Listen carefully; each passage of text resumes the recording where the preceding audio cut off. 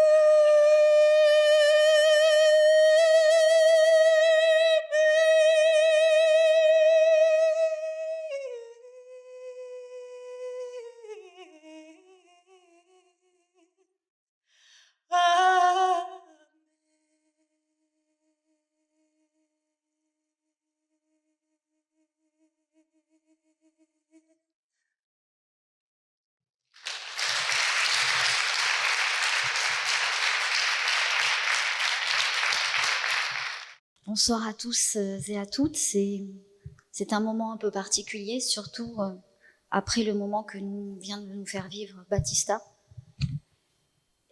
Nous sommes tous sous l'émotion, donc merci à Battista, merci à Michel. Voilà, donc bienvenue à tous et à toutes. Nous sommes très heureux de vous accueillir ce soir au Palais Fèche, Musée des Beaux-Arts, pour cette rencontre si particulière où vont se mêler la littérature, l'humanisme et l'art dans un mouvement de véritable partage. Donc nous recevons François-Xavier Bustillo, évêque de Corse depuis 2021, qui a été créé cardinal en 2023 par le pape François. Vous êtes un ecclésiastique franciscain, originaire d'Espagne. C'est à l'âge de 10 ans où vous avez ressenti une sensibilité particulière envers autrui. Vous avez fait votre formation en Italie et vous exercez vos missions. Et c'est tant mieux pour nous, en France. Vous avez un parcours européen qui a façonné chez vous une ouverture rare et une attention profonde à l'autre. On le voit d'ailleurs dans votre ouvrage Réparation. Alors, cardinal auteur, comme en parlait Michel tout à l'heure, ou auteur cardinal. On vous reçoit aujourd'hui dans le cadre de votre ouvrage Réparation, qui est votre 6e livre, 5e ou 6e livre, édité. Vous explorez la fraternité, vous explorez la vérité, la confiance aussi et l'espérance. Il est vrai que nous sommes dans des temps un peu particuliers et Réparation nous permet de comprendre que l'on peut trouver un espace en nous pour recréer ce lien, parce qu'aujourd'hui le lien s'abîme et disparaît. Donc c'est un texte qui parle à chacun, croyant ou non croyant. C'est un texte qui parle et qui met l'humain au centre de son discours. C'est une rencontre, Michel, ce soir un peu particulière, parce que ça se passe au Palais Fesch, musée des Beaux-Arts. Et comme vous le savez, ce musée, eh bien, c'est le don d'un cardinal, le cardinal Joseph Fesch, qui avait, avec lequel vous avez beaucoup de points communs, parce que votre message trouve une résonance particulière. Vous faites la parole comme geste, et il y a aussi un art de réhabiter sa vie. On peut réhabiter sa vie au travers l'art. Le cardinal a voulu donner cette collection, ce musée aux jeunes Corses qui n'avaient pas la possibilité de traverser la mer et de se cultiver. Et c'est aussi un petit peu ce dont fait appel votre ouvrage. Donc ce soir, nous allons être tous les deux avec monsieur Yannick Auger-Octave, qui est le directeur de la radio RCF Corse. Ah, voilà. Pas France. Voilà. Et nous allons vous poser quelques questions. Alors je vais me permettre de poser la première. Et la première, bien évidemment, va faire appel à la partie d'auteur. Donc vous écrivez. Il est très rare de voir un cardinal écrire autant d'ouvrages. Vous en écrivez à peu près un tous les 2 ans ces derniers temps. Et donc, on aurait aimé savoir quel était le rôle de l'écriture, mais dans votre vie intérieure, personnelle.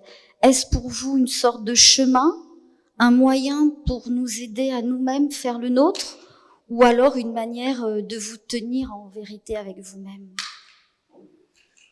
Bonsoir et merci à tous et merci de m'avoir invité pour cette soirée. Je suis très heureux d'être avec vous et de partager ce moment d'échange où quelque part j'ai 2 confesseurs, vous voyez, qui vont m'aider et nous aider aussi à dévoiler le pourquoi d'une réflexion. Voilà, par rapport à la première question, justement, l'écriture. Un homme d'église est souvent un homme qui est lié à la parole. Nous, on parle beaucoup.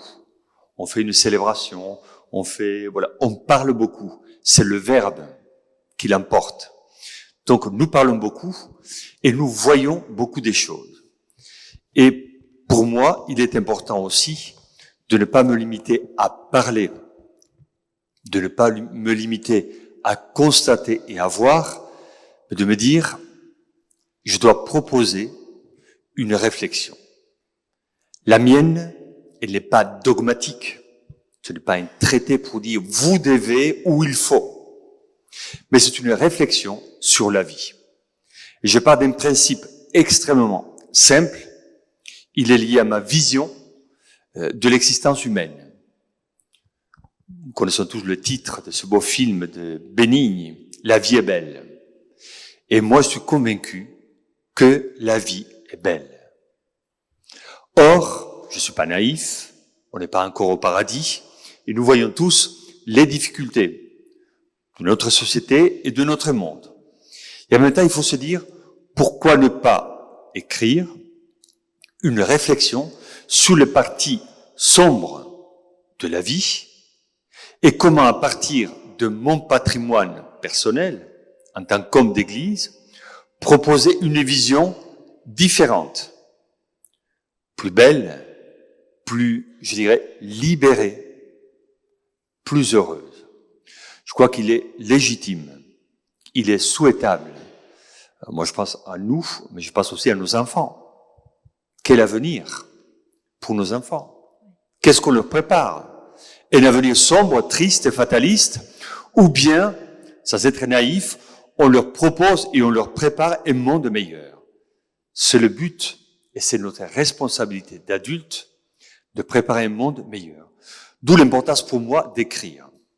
Alors, on sait quand on écrit, on ne dit pas tout. Je ne peux pas tout dire dans quelques pages.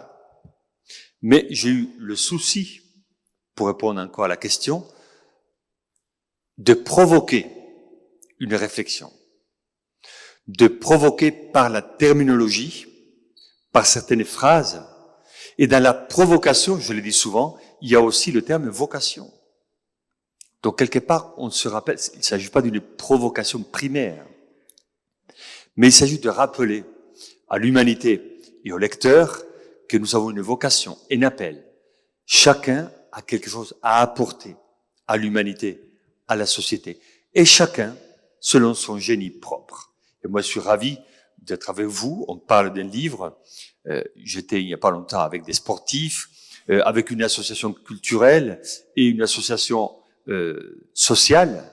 Voilà, il y a de la diversité dans notre société. Chacun doit apporter ce qu'il a de meilleur. Et peut-être que c'est ma vocation et ma provocation aussi de pouvoir dire à travers ce livre, sortons ce que nous avons de meilleur pour que la vie sociale soit apaisée, qu'elle soit paisible. Et je crois profondément qu'une vie paisible est possible. Alors justement, Éminence, en 2023, vous avez reçu le Bandeau Corse d'Or en tant que personnalité de l'île. Et en 2024, vous nous avez fait la joie de faire venir le pape François. Ça a soulevé un enthousiasme extraordinaire. Tout le monde flottait dans la ville et peut-être dans la Corse. Donc, on a vécu ces moments exceptionnels qui ont touché des croyants, des non-croyants, qui ont touché tous les partis, des nationalistes ou loyalistes, qui ont touché également toutes les tranches d'âge. Donc, on était dans le bonheur. Là, votre livre nous ramène sur des choses beaucoup plus terre-à-terre, beaucoup plus dures. Et donc, dès les premiers chapitres, que ce soit dans l'instant lapidaire, vous indiquez tout de suite les difficultés et la violence de ce monde. Est-ce que par rapport à cela, il y a des éléments qui vous ont plus touché que d'autres pour être amenés à les écrire et à les présenter et avoir cette réflexion? Effectivement, on a vécu des moments heureux. Et il nous le faut. J'ai décrit dans mon livre, je me suis permis une comparaison, elle vaut ce qu'elle vaut, mais liturgique. Le vendredi saint, c'est le jour où Jésus, avec le titre qu'il porte, le plus beau des enfants de l'homme, dans le livre d'Isaïe, Jésus, et en Jésus, l'humanité est défigurée par la violence des hommes. Donc il y a une forme de violence gratuite, dure. Et donc Jésus, qui a prêché le bien, il est défiguré et déformé. Mais on ne s'arrêtait pas au vendredi saint. Après, il y a le dimanche de Pâques, c'est-à-dire on passe de la déformation à la transformation ou transfiguration. Je pense que là, on voit le parcours de l'être humain. On est capable de déformer et on est capable de transformer. Alors pourquoi j'ai écrit? Parce qu'évidemment, comme vous, j'aime bien lire les nouvelles.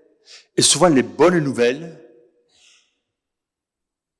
elles ne font pas nouvelles par les médias.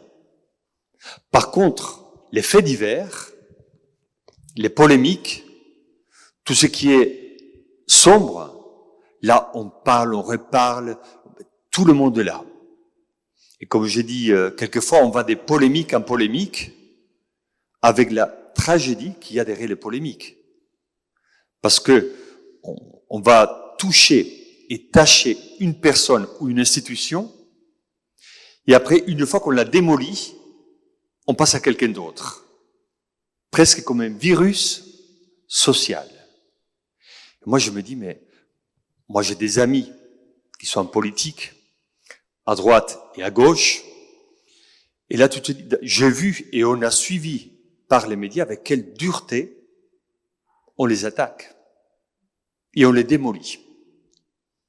Alors, on peut parler des politiques, mais on peut parler aussi de la vie sociale ordinaire. À une époque, nous sommes tous dans la Méditerranée, et donc à une époque, on regardait par le balcon, et on regardait, et peut-être qu'on disait, tiens, tu as vu comme elle est habillée, ou comme il est habillé, et on commentait. Aujourd'hui, par les réseaux sociaux, on est tout le temps au balcon. Et on regarde tout, et on commente tout, et on critique tout.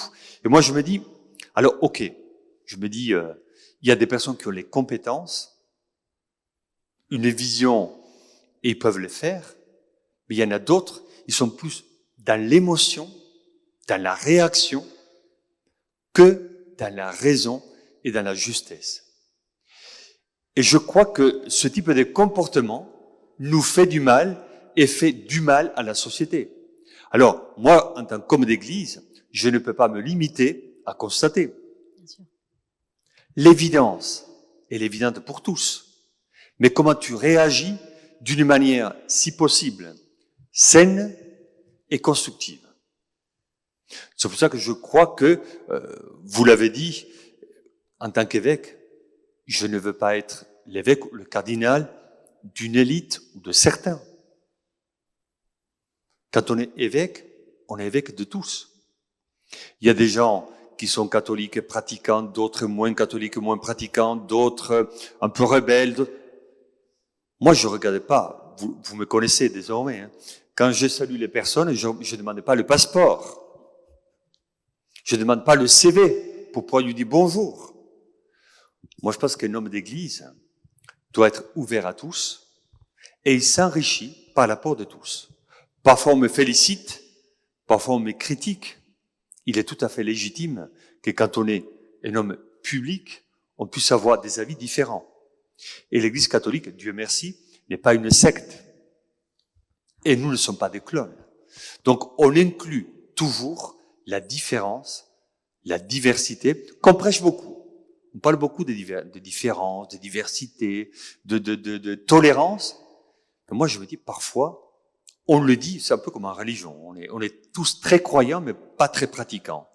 Alors, on dit qu'on est tolérant, mais parfois on est intransigeant. Et moi, je pense qu'il faut adoucir notre manière d'être avec les autres. Je ne dis pas qu'il faut être dans le flou et dans le mou, mais il faut être dans une certaine justesse relationnelle. Alors, ça m'invite à la question suivante. Vous écrivez que très souvent, ou la plupart du temps, la violence naît d'une souffrance silencieuse. Comment pouvons-nous aujourd'hui apprendre à voir, à appréhender plus la souffrance que la faute? Une vraie question. Je vais Ouais. partir d'une... Alors, je veux pas être très mystique dans ma réponse. Je vous donne une citation qui n'est pas très philosophique non plus, mais je pense, en tout cas, elle m'avait marqué, elle est très sage. Dans le film d'animation Kirikou, vous voyez, à un certain moment, Kirikou pose la question à son grand-père. Pourquoi la sorcière est méchante? Et la réponse, liée à la sagesse africaine, avec beaucoup de simplicité, le grand-père répond, parce qu'elle souffre. Et il me semble que dans notre société, nous sommes violents et durs parce qu'il y a des souffrances et peut-être parce qu'il y a un déficit d'écoute, de conseil, de respect. Et peut-être que nous, et moi je pense à moi en tant qu'homme d'église, peut-être que nous avons été beaucoup dans la gestion des affaires, dans le culte, dans le culturel, et il le faut, mais peut-être qu'on a oublié une dimension extrêmement importante de la spiritualité chrétienne et biblique tout court, hein, parce que dans l'Ancien Testament, on trouve cette dimension. Quand on prend la tradition biblique, Shema Israël, écoute Israël, c'est le début de la spiritualité. Isaïe dit, écoutez et vous vivrez. Jésus, il commence sa prédication et il demande l'écoute. Et je crois que s'il y a beaucoup de souffrances aujourd'hui, c'est parce qu'on n'écoute pas assez les autres. Et avant d'écouter l'autre, on juge d'une manière légère, superficielle, et souvent on les condamne. Et quand on a un déficit d'écoute, on a automatiquement, si j'ose dire, un déficit de justesse dans la manière de dire les choses. Alors je pense qu'il faut retrouver, pour avoir un équilibre et une justesse, il faut écouter aussi les joies et les souffrances. Parce que, comme je dis souvent, et moi je me le dis pour moi, je le dis à mes prêtres, une personne vient te voir ou passe dans ta vie, on va avoir une perception légitime, humaine. Elle est belle, elle n'est pas belle, elle est sympathique, elle n'est pas sympathique, elle semble intelligente, elle semble pas intelligente. La première perception, elle est tout à fait légitime. Mais cette perception ne doit pas nous donner le pouvoir de mettre une étiquette sur la personne. Parce que au-delà de l'apparence, au-delà du paraître, il y a l'être. Et moi, personnellement, je me dis, mais qu'est-ce que je connais, moi, d'une personne? De ses combats, de ses rêves, de ses souffrances, de ses joies. Souvent, on ne connaît pas. Et donc, on se permet parfois, dans la société, d'être dur et souvent injuste parce qu'on ne connaît pas, parce qu'on n'a pas écouté. Et donc, je crois qu'il est important aussi d'être attentif à la souffrance de notre société. Si on est violent, c'est parce qu'il y a une souffrance. Et cette souffrance, il faut l'écouter, il faut l'accompagner et il faut la soigner. Merci. On va avec Yannick vous poser quelques questions plus appuyées sur le livre. Votre livre est construit comme un chemin, un parcours intérieur avec des notions essentielles. Donc, vous décrivez l'innocence comme une force intérieure, pas comme une naïveté, comme une lumière. Dans une société qui est si marquée, comme vous le dites, si durement par la peur, comment est-ce qu'on pourrait retrouver cette innocence qui active, cette innocence active qui répare et qui construit le lien? J'aime beaucoup le terme innocence. Parce que souvent, on l'a limité à la voie juridique, où il y a un coupable et un innocent. Mais je crois que l'innocence, je la reprends dans la tradition grecque, les Grecs, ils parlaient de l'innocence. Bon, ça, c'est étymologique, vous le savez, c'est non nuocere, ne pas nuire. L'innocence, c'est pas être naïf ou un peu, voilà. C'est avoir la volonté et le désir de ne pas nuire, de ne pas faire du mal. Et quand on regarde un peu le patrimoine biblique, au début de la création, tout est beau, tout est bien. Il y a une harmonie parfaite entre Dieu et les êtres. Il n'y a pas de méchanceté, il n'y a pas de violence. Et souvent on parle du péché originel, mais on oublie, petit détail chronologique, qu'avant le péché originel, il y avait l'innocence originelle, l'harmonie parfaite entre les êtres. Et après le prophète Isaïe, on l'écoute souvent pendant le temps de l'Avent, juste avant Noël, où il dit, dans le livre de l'Emmanuel, à partir du chapitre 11, il reparle d'un monde réconcilié, réparé, innocent. Il dit, le loup habitera avec l'agneau. Donc il n'y a plus de prédateurs et de proies, on retrouve la paix entre les êtres. Et moi je crois que l'innocence n'est pas simplement quelque chose de naïf, comme certains le voient, parce que quand je regarde notre société, si on parle d'être innocent, on va te dire, mais tu es naïf. Ça c'est pour les faibles, pas pour les forts. Et l'innocence, effectivement, elle est liée à la force intérieure. Tu as décidé de ne pas faire du mal, de ne pas nuire aux autres. C'est une volonté. C'est un désir, c'est un projet de vie. Quand on prend l'évangile, et c'est pour ça que moi je trouve, pardonnez-moi de le dire, mais souvent, on parle de performance. Je suis souvent dans les aéroports, et je veux bien regarder les titres des livres. La performance, être heureux, trouver la paix intérieure. On nous parle beaucoup du développement personnel. Et moi, je me dis, mais, et l'évangile? L'église, on connaît. Ou à peu près. Mais Jésus-Christ, qui le connaît? Quand on parle avec certaines personnes, Jésus-Christ, il reste à la périphérie. Il n'est pas très connu. Ou on a une connaissance très légère et superficielle. Et quand je prends Matthieu 5, 6, le discours de la montagne, c'est la première fois que Jésus parle en public.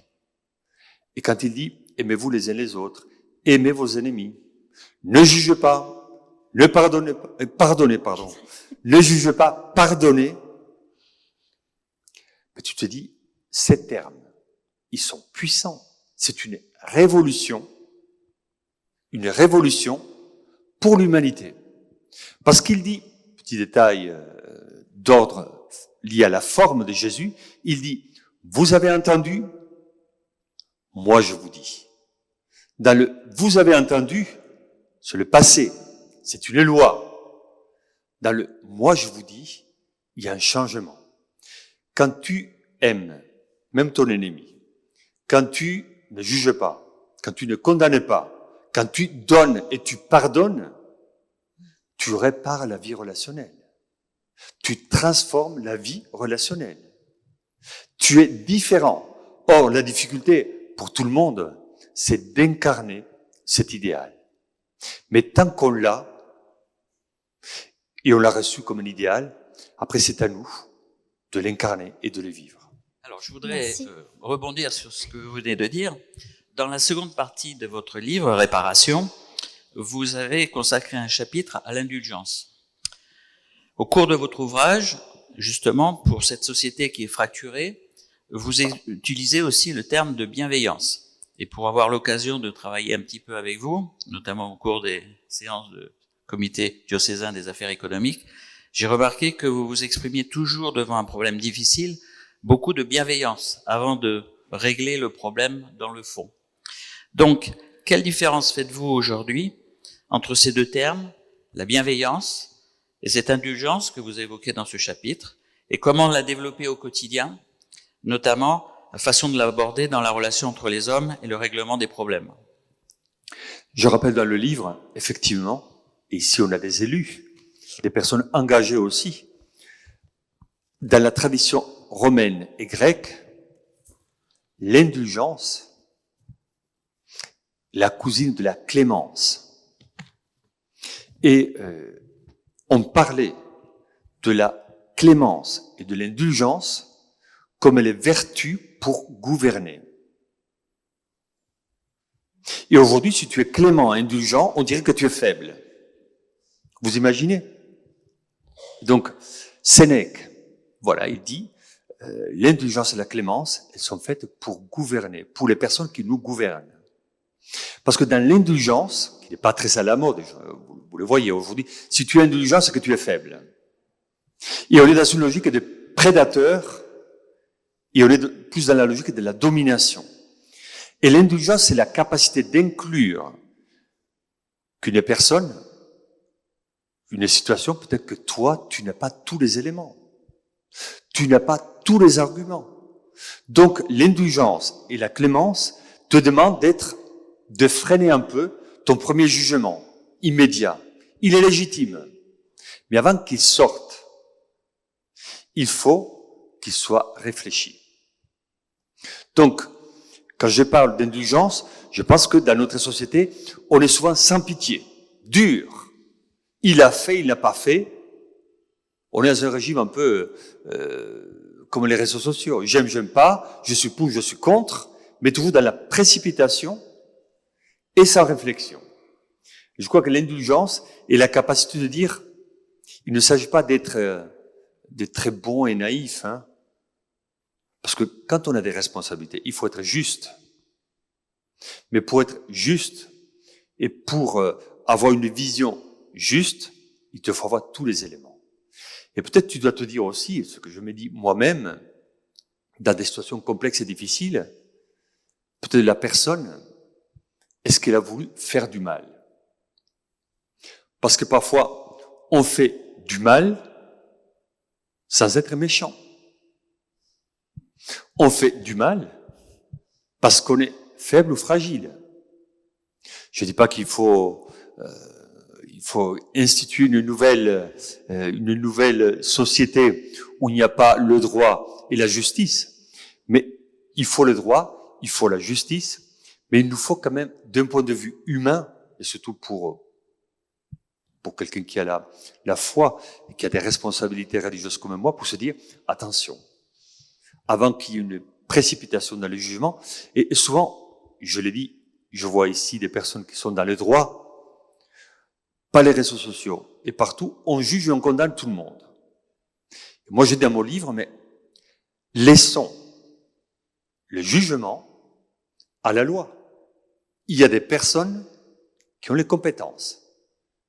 C'est à ces personnes de leur laisser aussi la capacité et le devoir et le pouvoir de juger.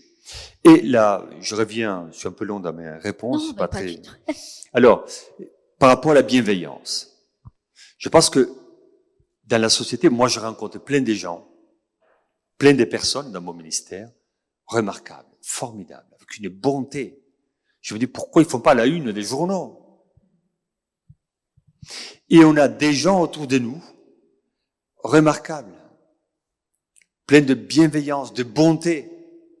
Moi, je le vois, je vais dans les villages, je vais à droite, à gauche, les gens vont te communiquer beaucoup de bienveillance. Je pars toujours avec un panier plein de choses, avec des clémentines, j'étais dans la plaine orientale, des kilos et des kilos de clémentines.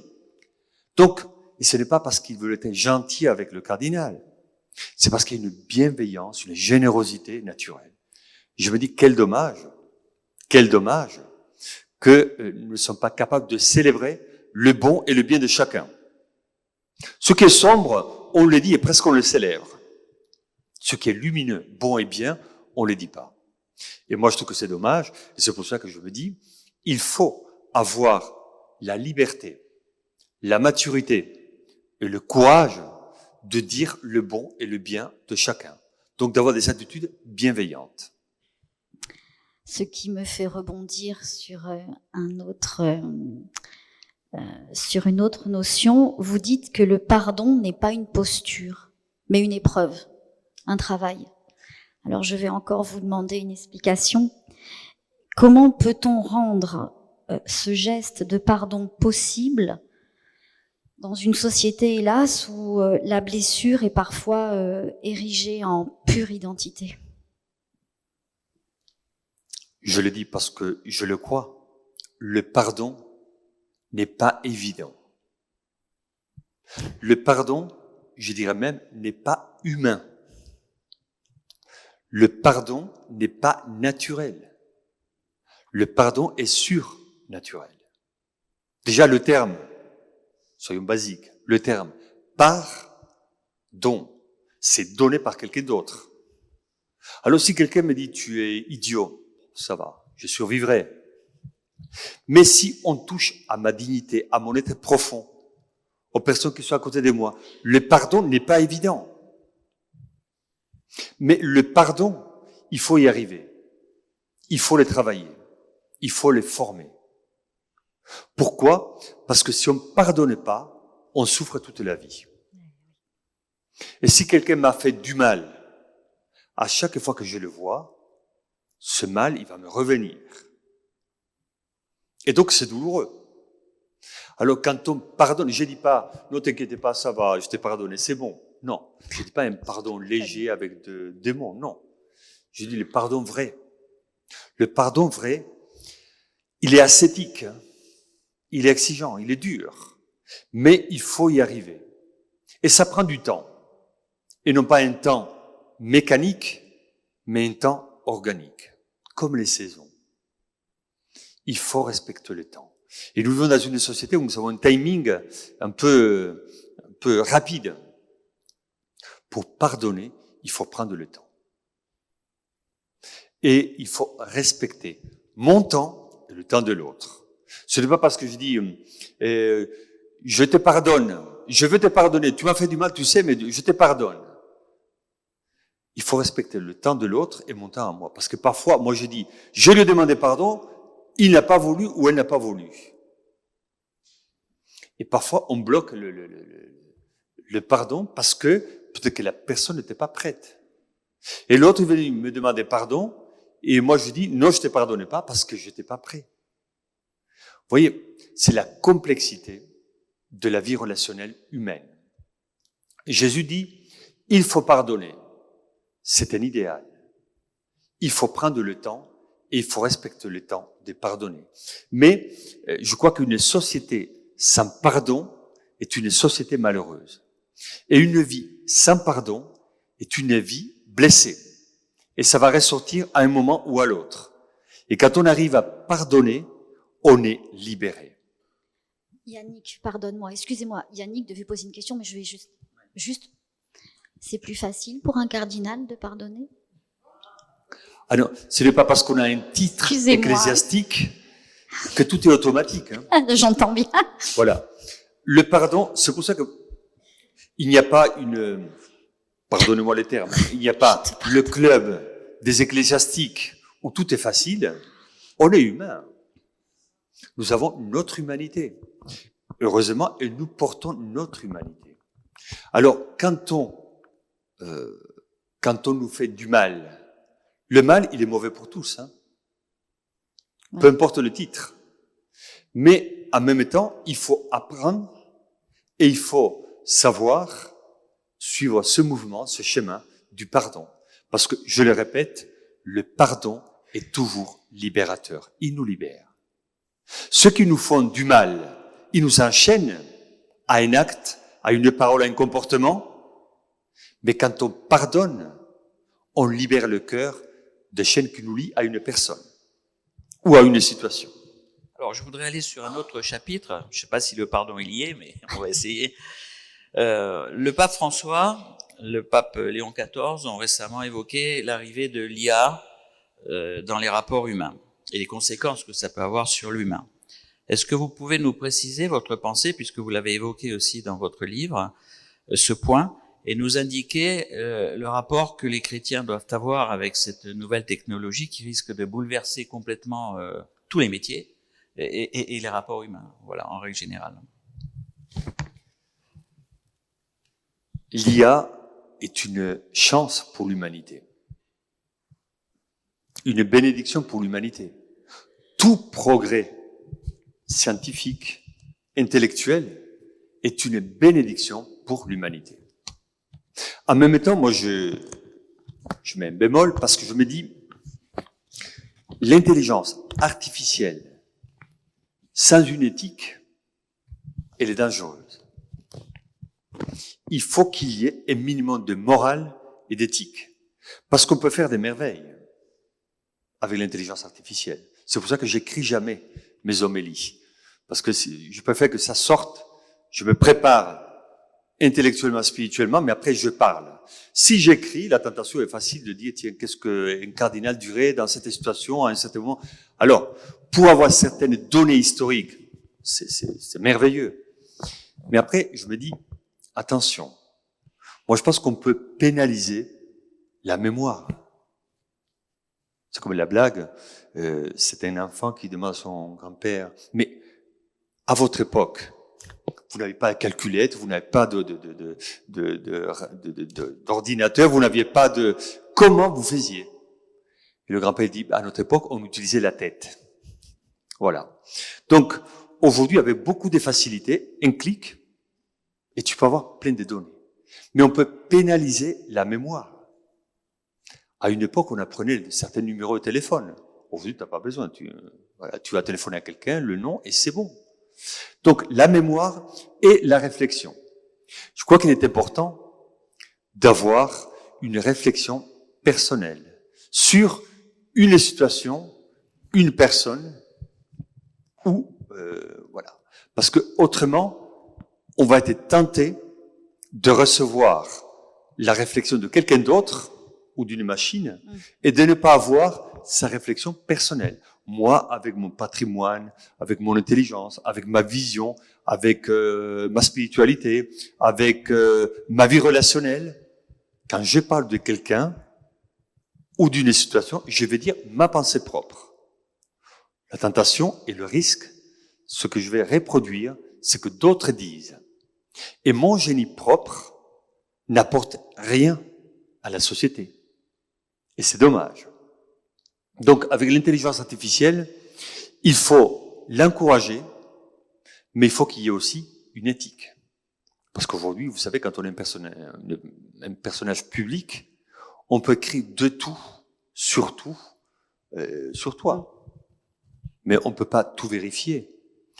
On m'a fait une blague, mais d'un côté, ça m'a émerveillé, de l'autre côté, ça m'a inquiété. On a pris une homélie du cardinal Bustier. On a pris une homélie. Très bien. Il a dit, tu vas voir, on va demander, avec ta voix et ton style, de dire le contraire, exactement le contraire de ce que tu as dit. Et moi, j'étais fasciné. Parce que c'était moi qui parlais. Donc, c'était mon style et mon accent. Mais, je disais le contraire de ce que j'avais dit. Alors, vous voyez, il ne faut pas tomber dans la névrose, dans la paranoïa, mais en même temps, il faut se dire, attention, parce qu'on peut manipuler. Et après, on ne sait pas qui, d'où ça vient, et en vue de quoi, à qui profite le cadavre. Il y a des questions quand même qui sont délicates. Alors, pour l'intelligence artificielle, je suis pour, évidemment, mais avec une morale et une éthique. Alors, mémoire et immédiateté. Ça va faire référence au silence comme un acte de résistance dans un monde qui est saturé. Mémoire et immédiateté. Alors, ce silence que vous portez et que vous défendez, comment est-ce qu'on peut retrouver une profondeur, justement, quand tout pousse à l'immédiateté? Cette profondeur-là. On a besoin, là aussi, de poser un acte de volonté, un acte intellectuel aussi, dans lequel tu te dis, on n'est pas... Le risque dans notre société, c'est d'être dans une logique frénétique. On doit réagir à tout. Il se passe quelque chose, qu'est-ce que vous en pensez? Donc, on est dans l'immédiateté, dans la rapidité, et je crois que la tradition monastique, et d'autres traditions aussi, nous apprennent le silence. Le silence n'est pas le vide, mais c'est la capacité de prendre du recul par rapport à certaines situations. Le silence nous permet de nous connecter, si j'ose dire, avec nous-mêmes. Parce que souvent, aujourd'hui, on est hyper connecté avec nos portables, avec nos ordinateurs, à tout. Et on sait tout et tout de suite. Mais, je dis souvent, il y a une hyper connexion virtuelle, mais il y a un déficit de connexion avec notre vie intérieure. Avec ce que je pense, ce que je suis, ce que je veux, ce que je désire. Est-ce que je réfléchis? Est-ce que je prends le temps pour moi? Alors, je vous donne un exemple pour moi, parce que souvent je suis dans les dossiers et dans la vie relationnelle, dans le côté public et autres. Pour moi, prendre du temps et aller marcher, je trouve mes coins dans les sanguinaires, pour marcher dans le silence, où tu écoutes la mer, la nature. Moi, je pense qu'il y a quelque chose de réparateur aussi, dans le domaine du silence et de la nature. Je l'ai dit d'ailleurs dans mon livre, parce que je crois à la réparation par le côté naturel. On est tellement dans la technique, dans la précipitation, que le fait de marcher, déjà tu mets en mouvement ton corps, c'est du physique. Le fait d'admirer la nature, ça nous fait du bien. Donc je crois que le silence, il faut le récupérer parce qu'il peut nous réparer. Mais souvent, on a peur du silence. On est toujours, même dès qu'on a un peu de temps, on se met les oreillettes et ça y est. Et on est tout le temps, on a l'esprit, je dirais, pollué. Et de temps en temps, je pense que ça nous fait du bien d'être en silence et d'être avec nous-mêmes. Alors moi, je voulais vous emmener sur un autre point. Là, c'est la construction de votre livre. Vous avez écrit une trentaine de mini-chapitres, je ne sais pas si je peux utiliser ce terme, consacrés à divers sujets qu'on vient d'évoquer tout à l'heure. Mais il y en a un important qui est intitulé « Fraternité et déclin de l'humanité en exil » et qui a fait l'objet d'un développement beaucoup plus long, une quinzaine de pages. Et ces pages sont consacrées à l'avenir de la démocratie et le rôle des politiques. C'est quelque chose qui nous intrigue aujourd'hui dans notre société, avec ce qui se passe au niveau national. Et donc, je voulais savoir comment vous pouviez nous préciser la réflexion qui vous a poussé à développer aussi longuement ce chapitre. Souvent, comme beaucoup de personnes, je ne vis pas sous le nuage, je vis dans le monde et j'écoute. Et souvent, dans les milieux des responsables politiques, économiques, ceux qui ont des responsabilités aussi culturelles, associatives, la critique est facile et souvent sévère et à mon avis injuste. Alors si je parle en particulier de l'engagement politique, économique et social, c'est parce que je crois que notre société a besoin de personnes qui s'engagent. Vous imaginez une société où il n'y a pas de guide. C'est l'anarchie ou la tyrannie. Donc nous avons besoin de personnes capables de donner leur temps, leur talent pour le bien commun de la société. Souvent on dit, les politiques, pardonnez-moi l'expression, ils sont tous pourris, ils ne passent qu'à eux. Peut-être certains. Mais moi, dans ma vie, j'ai rencontré des personnes aussi qui ont le désir profond d'améliorer la vie sociale, économique, relationnelle, etc. Alors, moi, je dis deux choses, en fait. Je vais être synthétique. Je dis, première chose, il faut encourager l'engagement dans la vie politique, culturelle, économique et sociale, intellectuelle, spirituelle. Il faut encourager l'engagement. On a besoin de personnes qui nous guident. Mais il faut, deuxième aspect, que tous ceux qui nous guident et s'engagent, qu'ils soient cohérents et qu'ils n'oublient pas la finalité. Quand tu es élu par un peuple et pour un peuple. Donc, il ne faut pas oublier la finalité de l'engagement. Souvent, on s'arrête aux moyens. N'oublions pas la finalité parce qu'elle est noble. Si tu te perds dans une logique de pouvoir, tu vas vouloir gagner. Et donc, tu vas garder ton pouvoir et rester et t'installer dans le pouvoir. Mais quand tu te dis, je n'oublie pas que les gens m'ont fait confiance, donc je dois donner le meilleur de moi-même pour le peuple qui m'a élu. Et je crois qu'il faut encourager. Souvent, il faut sortir d'une logique un peu binaire, rapide et souvent injuste. On dit ils sont tous pourris, c'est trop facile. Mais se dit, mais comment on peut purifier, encourager? Vous l'avez dit, quand on regarde le niveau national, international, la géopolitique internationale, elle ne nous rassure pas beaucoup. Au niveau national non plus. Et tu te dis, et en même temps, on a besoin de personnes qui s'engagent dans la voie politique. On a besoin de changer la manière de faire de la politique. On a besoin de se rapprocher. Moi, je donne deux critères. Ils sont les miens. Ils ne sont pas dogmatiques. Après, il y en a d'autres qui pourront écrire. Moi, je crois beaucoup à la proximité en politique. S'il y a la proximité, il y a l'autorité. Sans proximité, il n'y a pas d'autorité. Et ce que j'essaie de faire moi-même, dans le domaine aussi ecclésial, la proximité. Si tu n'écoutes pas les vrais soucis des gens, les vrais problèmes, les rêves, les joies, de quoi tu parles? Et à qui tu parles? Donc, il est important qu'il y ait la proximité. Et deuxièmement, je crois qu'il est important aussi qu'il y ait le détachement. Quand on s'engage en politique, ou dans la vie économique ou autre, on s'engage pour servir. Non pas pour être dans le pouvoir, mais pour servir. Et pour améliorer la vie de la société. Donc vous voyez, service, proximité, pour avoir l'autorité. Et donc, je le répète encore, on a besoin d'encourager les personnes sur la voie politique et la vie sociale. On a besoin aussi que nos élus, nos politiques, puissent évoluer.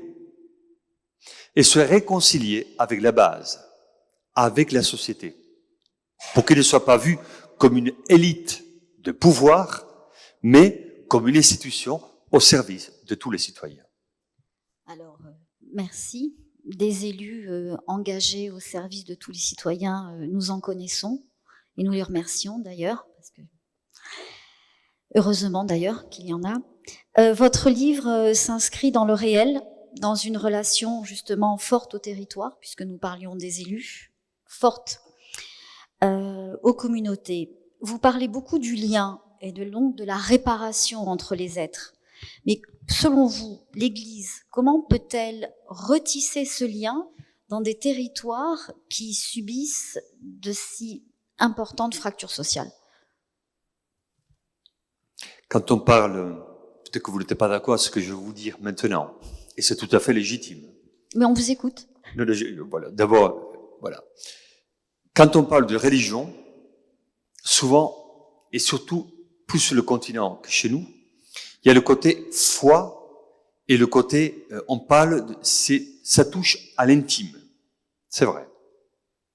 La foi touche à l'intime. Qui peut savoir, connaître, comprendre ce qui se passe à l'intérieur d'une conscience, d'une intelligence, d'un cœur. Ça touche à l'intimité. Et tu n'as pas à dévoiler.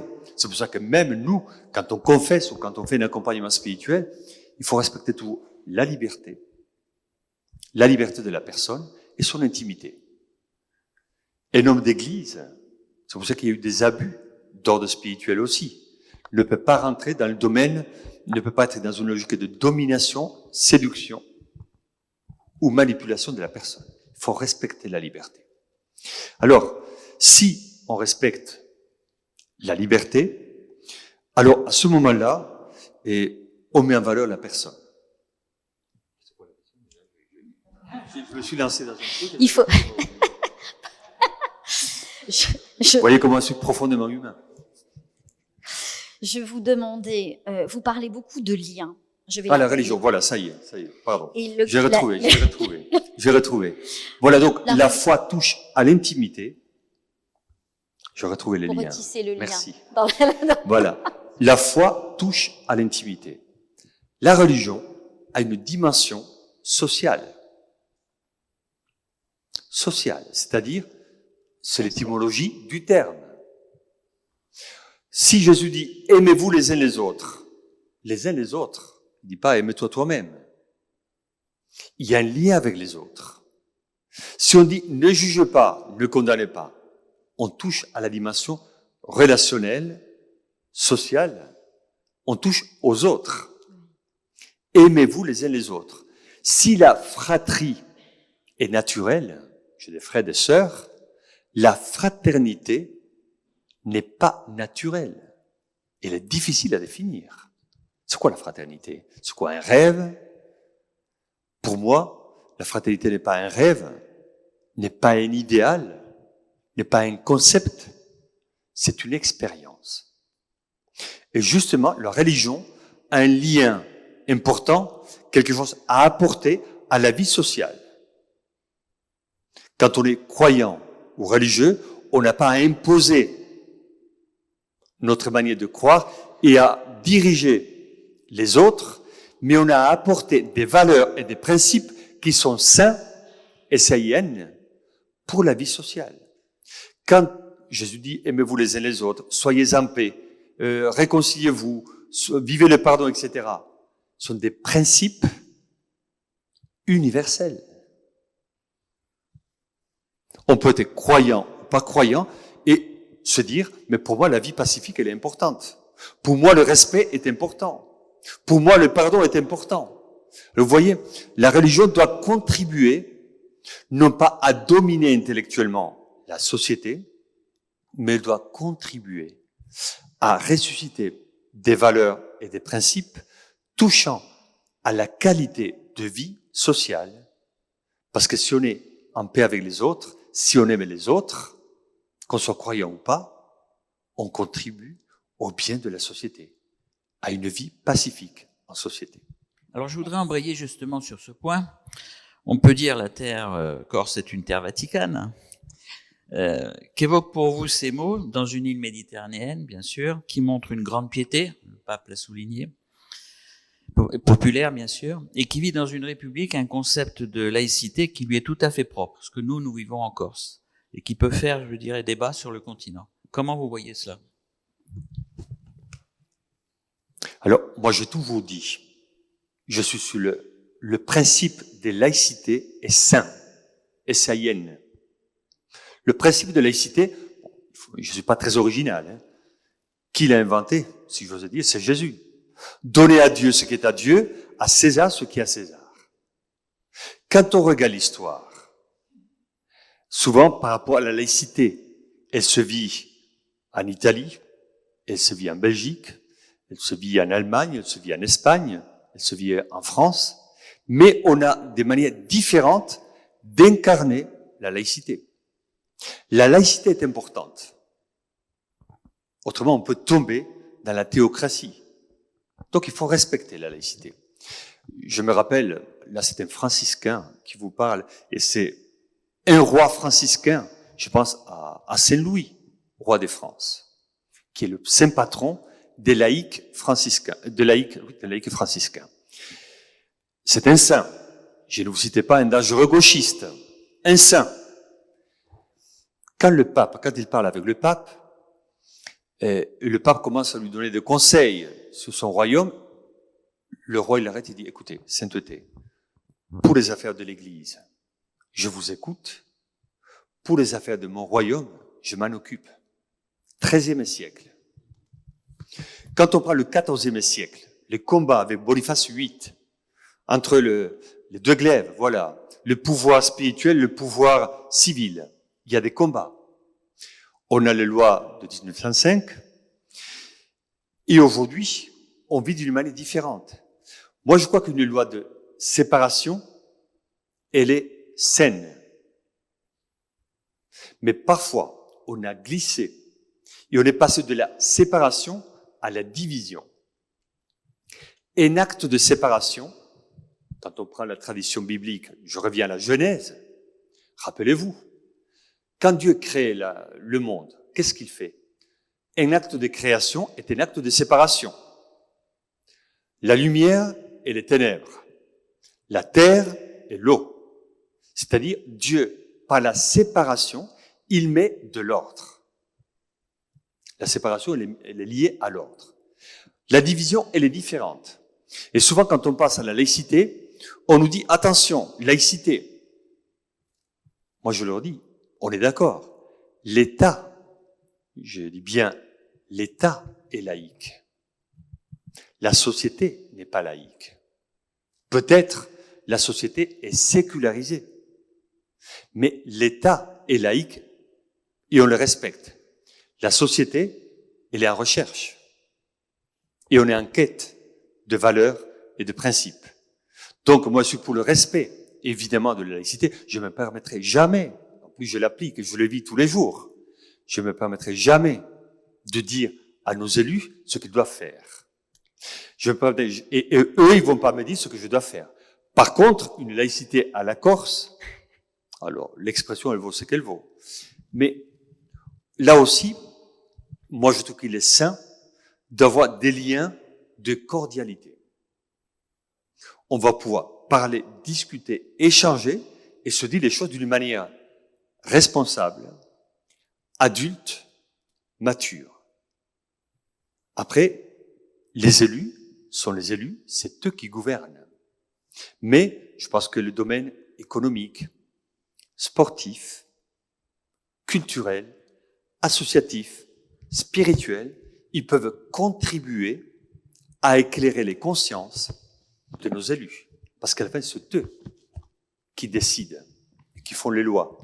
Mais je suis pour, non pas pour une division, mais pour une collaboration saine avec tous ceux qui ont des responsabilités. Alors, quand je prêche la laïcité à la Corse, je ne sais pas si la formule est très juste, mais c'est une manière de dire, nous avons ici une manière de travailler que je trouve saine et responsable. Et peut-être qu'on pourrait l'exporter aussi à l'extérieur et sur le continent. merci. Vous dites que la société, est, peut-être pas la nôtre, mais oui, la société est en recherche et vous parlez de fondations invisibles dans votre ouvrage. La vérité, la liberté, l'authenticité et l'amour comme des piliers d'une société humaine forte. Aujourd'hui, selon vous, comment pourrait-on les réactiver dans un monde qui est si fragmenté? Voilà, vous avez cité des valeurs qu'on classe aujourd'hui dans le domaine des faibles. Quand on parle d'amour, quand on parle de beauté, quand on parle de dialogue, etc., bon, on dit, bon. Et on est, malheureusement, il me semble, on est rentré dans une logique de prédateur où il faut être fort et il faut dominer. Je crois que notre société a besoin d'être humanisée. Elle est devenue trop robotique, trop technique. Elle a besoin d'être humanisée. Et comment on humanise notre société? Mais quand on vit des valeurs qui nous aident à devenir meilleurs, tout simplement. Et donc la gratuité, l'amour, le pardon, on a parlé de tout ça, la bienveillance, dont je parle, la bénédiction, ce sont des valeurs qui nous font du bien. Parce qu'elles nous humanisent un peu plus. Si moi je vois quelqu'un qui m'agresse, ça va déclencher en moi une logique tribale de défense. Je vais me protéger et je vais l'attaquer. Si on est en paix, on est pacifié, on est serein, on n'a pas besoin de sortir nos griffes. Parce qu'on est pacifié. Et si quelqu'un est agressif, on va dire, bon, peut-être qu'il n'a pas pris ses cachets ce matin, bon, il est un peu, voilà, mais peut-être qu'il va se calmer. Et c'est tout. Mais on est dans une logique de combat et pas de débat. Et le propre de l'être humain, et je cite encore Platon, il disait le propre de l'être humain, c'est le verbe, la parole. Il disait la force, elle est liée aux bêtes. Si on utilise la force systématiquement, on sacrifie le verbe, la parole, la capacité de dire les choses, d'expliquer les choses, d'argumenter, de dire aussi notre vie intérieure. Donc on a besoin de récupérer des valeurs, des principes qui sont restés un peu à la périphérie de la vie sociale. Et alors, on a mis l'accent sur la voix, le pouvoir, le faire, comme je dis souvent, mais il faut soigner l'être. Et nous devons soigner l'être. Et ces valeurs que vous avez citées sont liées à la dimension de l'être intérieur. Pour soigner l'être, il y a aussi, puisque nous sommes dans un musée, n'est-ce pas, il y a aussi l'art, il y a aussi la beauté originelle. Et nous voyons, nous, chaque jour dans notre musée, combien, quand on reçoit les classes, les écoles, les enfants, que l'on met en place toutes ces médiations, tous ces ateliers, comment nous pouvons donner cette ouverture, ce moment un petit peu partagé à part.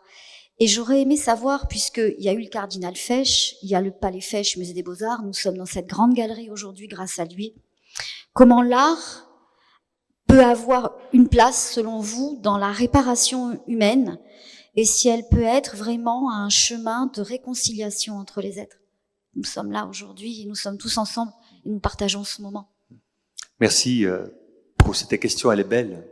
Je crois effectivement que dans une société où on a laissé trop de place à tout ce qui est technique, et il faut le faire, on a sacrifié un peu la dimension de la gratuité, de la beauté et de l'émerveillement.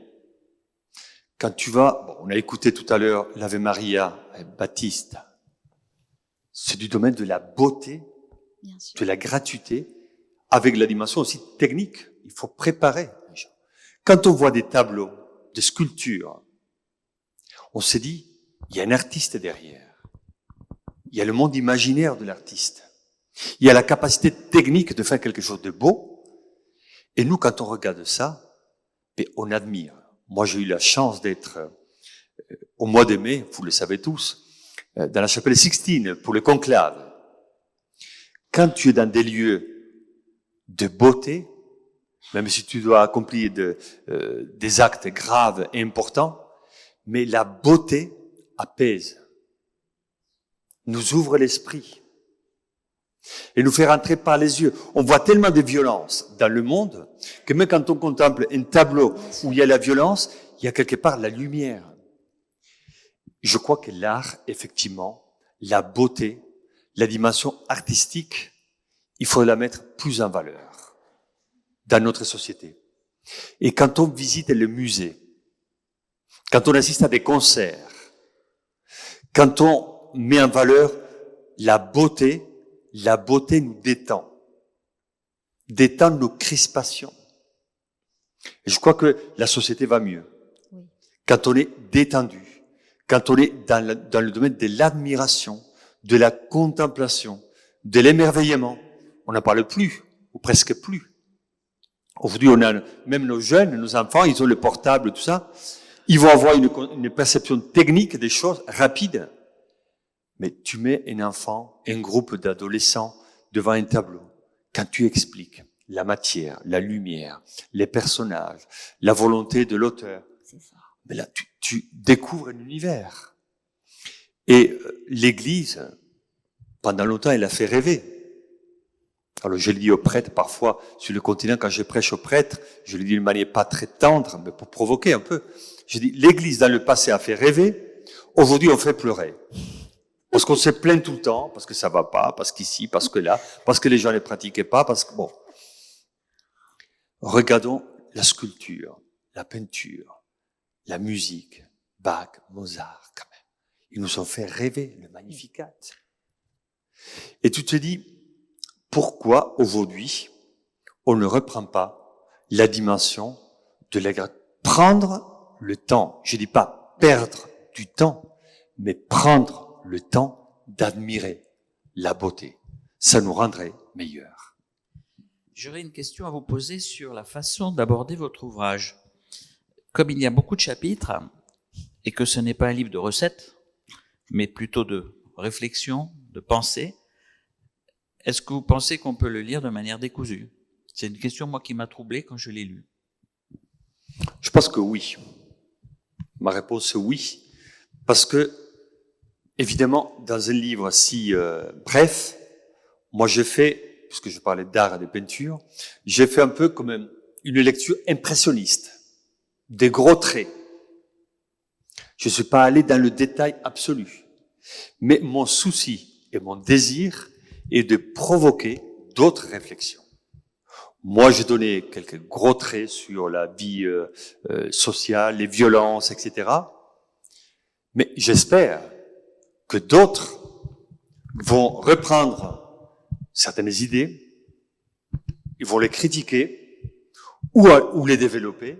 Mais l'important, c'est qu'on puisse aller de l'avant et qu'on puisse apporter quelque chose de bon et de bien. Donc, mon souhait, voilà ce que ce livre ne restait pas enfermé en quelques pages, mais qu'il ouvre à d'autres réflexions et à d'autres dimensions. Et peut-être qu'on passe du gros trait de l'impressionnisme à un réalisme peut-être plus subtil, je l'espère. Alors, avant de terminer, je vais vous poser une dernière petite question. Justement, un ouvrage tous les 2 ans à peu près, du gros trait. Est-ce que vous comptez affiner ces traits-là bientôt? Est-ce que vous avez repris la plume? Est-ce que vous allez la reprendre? Elle est curieuse. Alors, là, c'était du domaine de la réflexion, mais j'ai dans la tête, il y a toujours des idées. J'aimerais bien faire quelque chose plus, non pas sur une réflexion, mais sur la vie de l'homme d'église, qu'on connaît pas. Et j'aimerais bien raconter, faire un récit corse un peu de ma vie, parce que j'ai une vie riche. Voilà, demain matin, tôt, j'ai pas à Urtaka pour une célébration. Et donc, dire, voilà, comment, parce que quand on regarde l'histoire des évêques de Corse, Alors certains étaient brillantissimes, d'autres moyens. Bon, c'est l'histoire. Mais ils racontent. Oui. Alors on raconte, je dirais pas le nom de certains, si on peut le dire. Alors, de certains, monsieur Padovani, il utilisait plus l'épée que la crosse. Pas très catholique. D'autres, Sauli, un saint homme qui a incarné le concile de Trente en Corse. Alors, moi je me dis, il pourrait être intéressant que je puisse raconter avec ma vision à moi, parce que souvent quand on parle de la Corse, on va dire oui, il y a ça, il y a ça, il y a ça.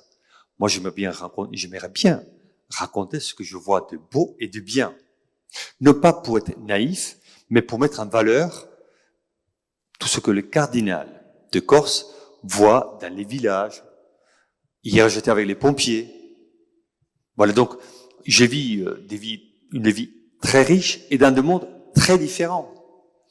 Peut-être qu'il pourrait être intéressant aussi de raconter un peu cette perception du terrain. Voilà. Plus un récit qu'une réflexion. Alors, on attend l'ouvrage avec impatience. Peut-être qu'un jour arrivera après. Voilà.